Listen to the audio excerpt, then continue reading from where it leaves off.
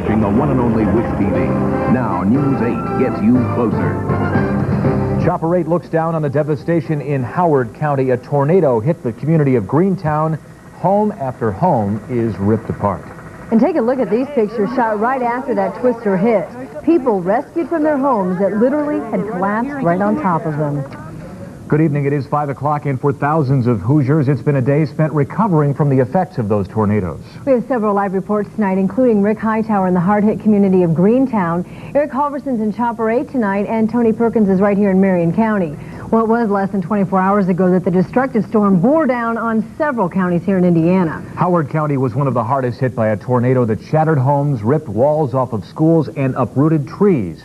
News 8's Rick Hightower has been in Greentown all day. He is live by satellite with a look at the cleanup efforts there. Rick?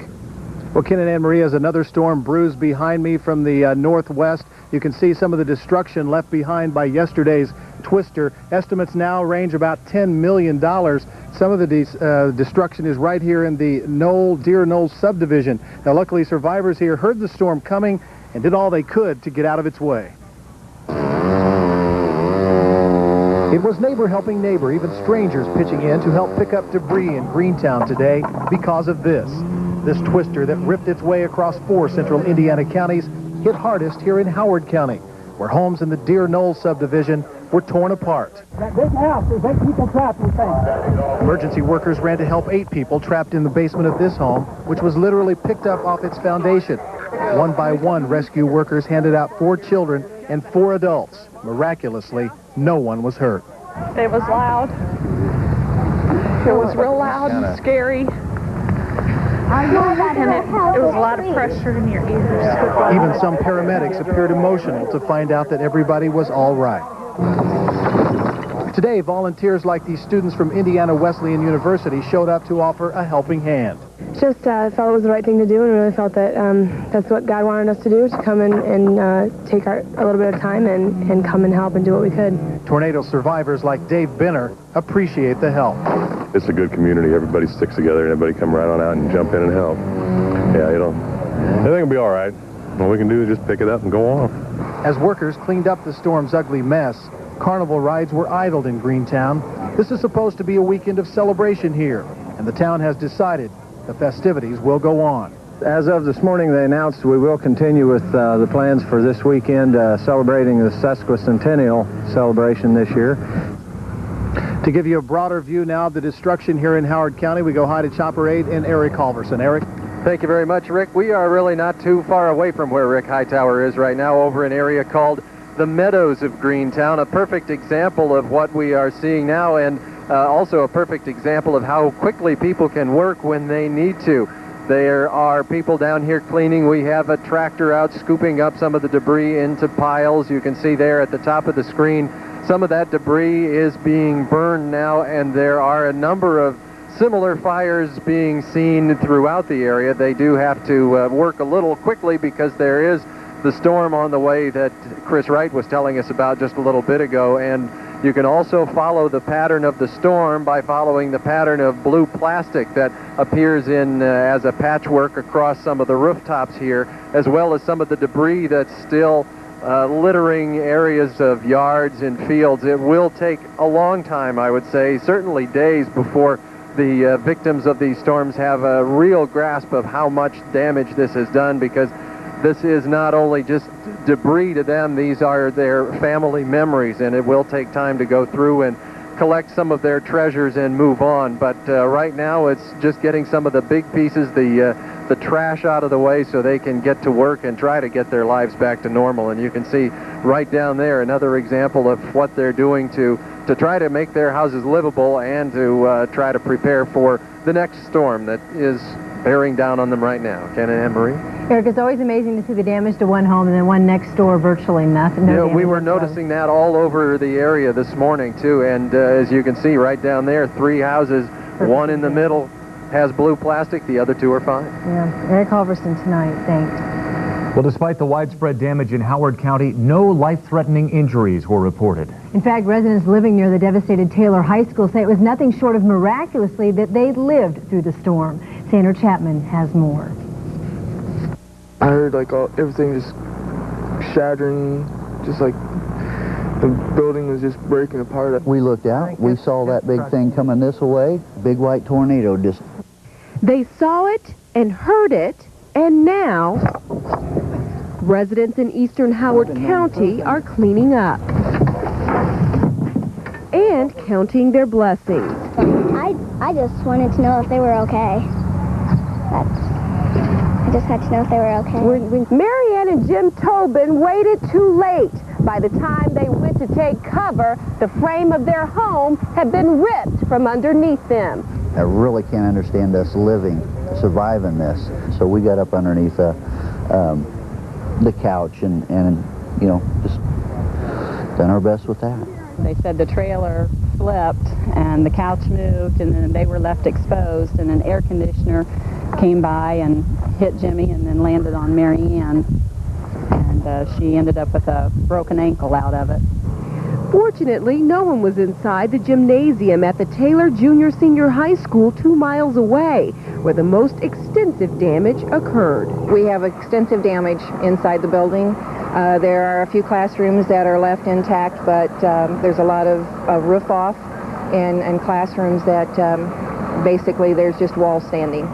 It's so bad that administrators are now deciding whether to tear the whole thing down and start over. We may be looking at a brand new facility, or we may be looking at saving what's there and going on with it. So it's really up to the insurance companies and the architects.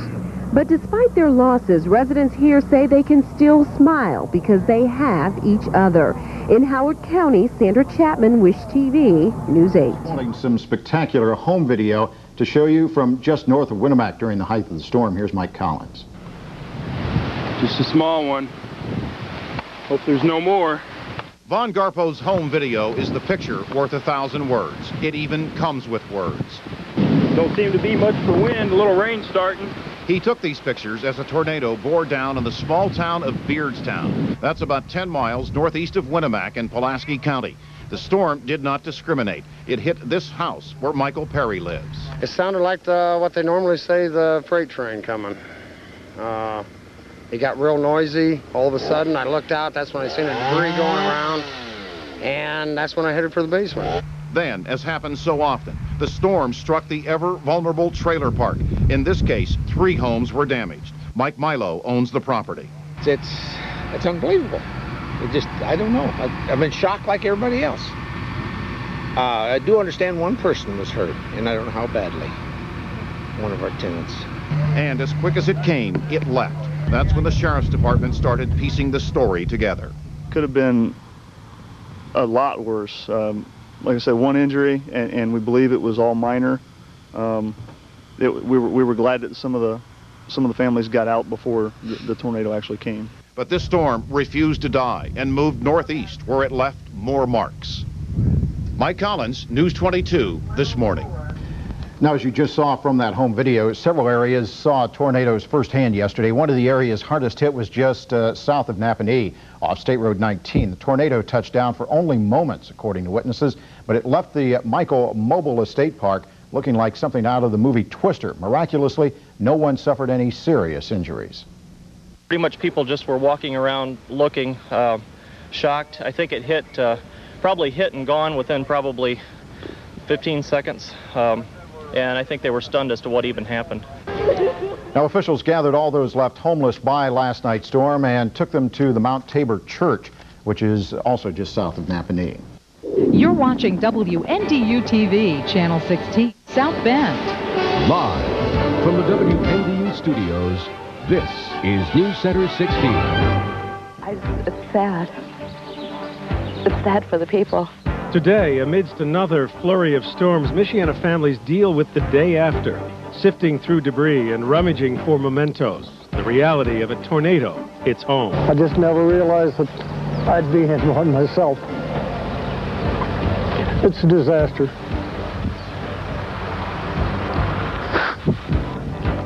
Good evening, I'm Mark Kelly. Just as much of Michiana was trying to clean up today from last night's string of tornadoes, another fierce batch of storms moved in. Tonight we'll have comprehensive storm team coverage, and Chief Meteorologist Mike Hoffman starts it off with a look at what's going on now. Mike? Thanks, Mark. The good news is no watches, no warnings. Everything is looking okay at this point. Doppler 16 will show the storm's now moving into the Columbus, Ohio area, long away from here. Maybe just a few scattered showers and thunder showers as we go through the night, but no doubt there will be no more severe weather. This is what our crew caught over northern Kosciusko County today, with the big storms moving through there. Large hail appeared to be the most frequent report. In fact, we had up to 4-inch hail in Whitley County. Tornado touchdowns were reported just north of Plymouth and the 420 US 30 interchange in southern LaPorte County. We also had reports of a lot of tree damage in Mentone during the evening hours. Now, going back to last night, 17-year-old storm chaser Blake Naftel caught this rotating wall cloud over northern portions of Kosciusko County, and this is looking east from US 19 just south of Nappanee. So chances are this is right after the tornado had lifted back into the clouds. As it moved northeast over Elkhart County, this storm fell apart a lot. So definitely a big difference now. We don't see any storms like this anywhere in Michiana. We'll have the rest of the forecast coming up in just a little while. All right, thanks, Mike. Tonight we know that the storms that tore through the Midwest earlier have left at least one person dead. About 5:40 this evening, a tornado touched down in Battle Creek, Michigan. Police say that twister leveled a small home, killing one person. 2 other people were injured in the Battle Creek tornado. Closer to home, some of the most severe damage from the last 36 hours can be found in northern Pulaski County near Beardstown. News Center 16's Bonnie Drucker brought us the first reports of tornado damage from Beardstown last night, and she returned there today. It was a very emotional day for tornado victims. Most of them have left to rest with relatives. Today mainly focused on cleaning up the destruction. It was an emotionally and physically draining day.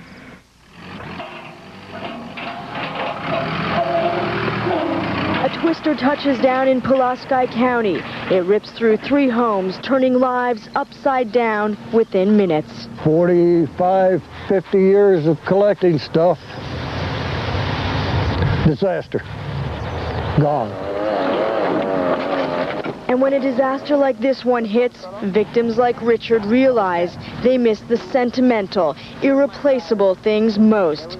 Like a photo Richard's wife holds near and dear to her heart. She's got one of her dad that when he was 3 years old. And it's the only picture in existence. It's somewhere in there. Somewhere.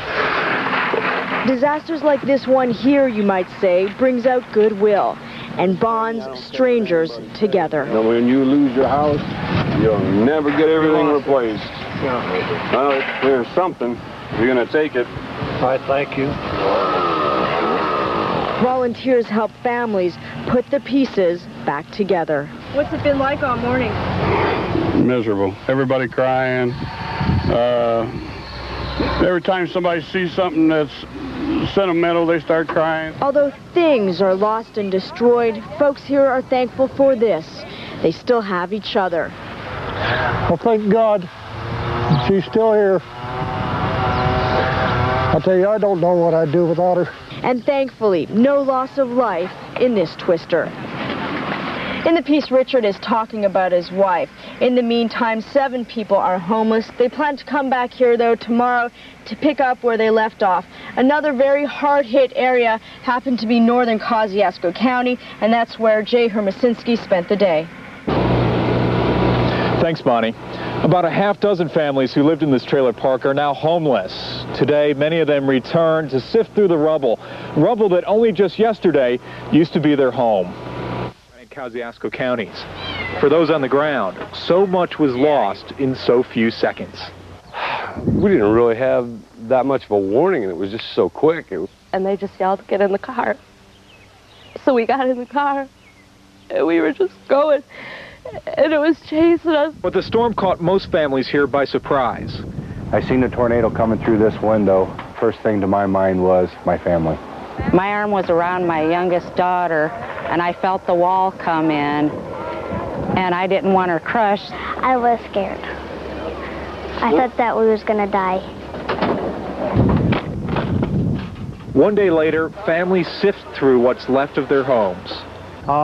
Devastation. A lot of people homeless. Not a good day.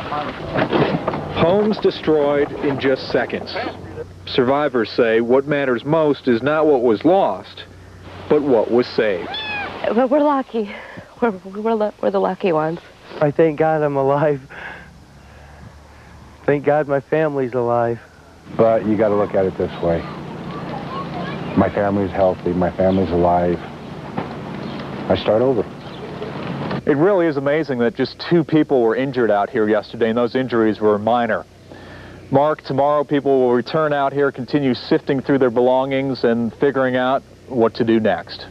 Back to you. All right, thanks, Jay. Bonnie and Jay were at the 2 endpoints where last night's tornado touched down in Michiana. The storm cut a 50-mile swath, reaching from Pulaski County across Marshall into Kosciusko, dying out before reaching Elkhart County. Today, Chief Meteorologist Mike Hoffman took to the skies in News Chopper 16 to survey the tornado's path. This appears to be the first touchdown of the tornado in Pulaski County. It ripped the roof right off this trailer. The tornado continued east across a farm field, snapping trees and even bending this irrigation system. Our first confirmation that this was a tornado are these trees leaning right, while on the other side of the path they're blown left. The tornado then approached Beardstown, the hardest hit in Pulaski County. Trailers and trees were turned into splinters just to the east of State Road 35. The trail of destruction tapered off after a 10-mile path, but not before taking the top of this silo just 2 miles northeast of Monterey.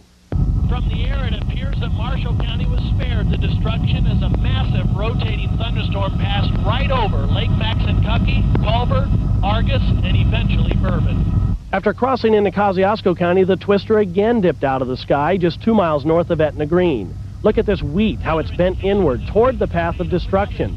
Definite indication of winds being sucked into the middle of the vortex. The tornado tore up Michael's mobile estates, crossed an intersection, and leveled one last barn before dissipating and spreading debris across a field southeast of Nappanee. Thanks, Mike. While last night's storm did make a pretty wide sweep, much of Michiana lucked out and did not receive that much damage. Here's a look at the storm by the numbers. In Kosciusko County, 12 families are homeless after their homes are destroyed. 5 people received minor injuries after the tornado hit. And in Pulaski County, 4 mobile homes were destroyed. 1 person received minor injuries. Contact 16 got busy today finding ways to help meet the tremendous needs created by the storms. On News Center 16 at 6, 2 generous local merchants made the trip to Kosciusko County's disaster site to pitch in. The Goshen Meyer store donated $150 in gift certificates and 25 free pizzas for use as needed. And the Elkhart Target store delivered $200 in gift certificates and 25 Helping Hug teddy bears. The kids are going to really appreciate that. There were a lot of children involved. They'll really appreciate it. Thank you so much from the Red Cross and the victims. All right, and thanks to all. If you want to contribute, you can reach the Red Cross at 501 North Lake Street in Warsaw. The zip is 46580. Their phone is 219-267-5244. And Contact 16 will also be glad to pass gifts along. Our number, 631-1241. All day today, News Center 16 has brought you the stories of people who were affected by last night's tornadoes. Some lost everything, and most say they will never forget what they saw and what they heard. Throughout tonight's show, we'll share their thoughts with you. Actually, it makes you feel sad.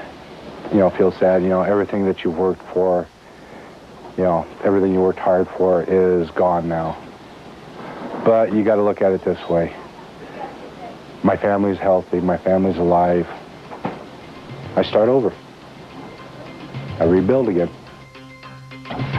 Our storm team coverage will continue with Chief Meteorologist Mike Hoffman's latest forecast. Last night's storm spawned amazing survival stories, including a woman thrown from her home by the twister. An arrest is made in the murder of an elderly South Bend man. Deliberations in the Mississippi school shooting. An avalanche sweeps away a climber. A fitting end to another stormy day. Michiana's veteran news team, Maureen McFadden and Mark Kelly, homegrown meteorologist Mike Hoffman, and the Dean of Local Sports, Jeff Jeffers. This is News Center 16.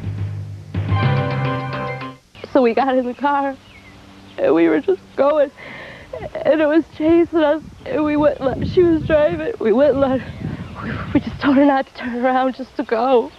And so we just went. But we're lucky. We're the lucky ones. Out of these storms have come many amazing stories of luck and of survival.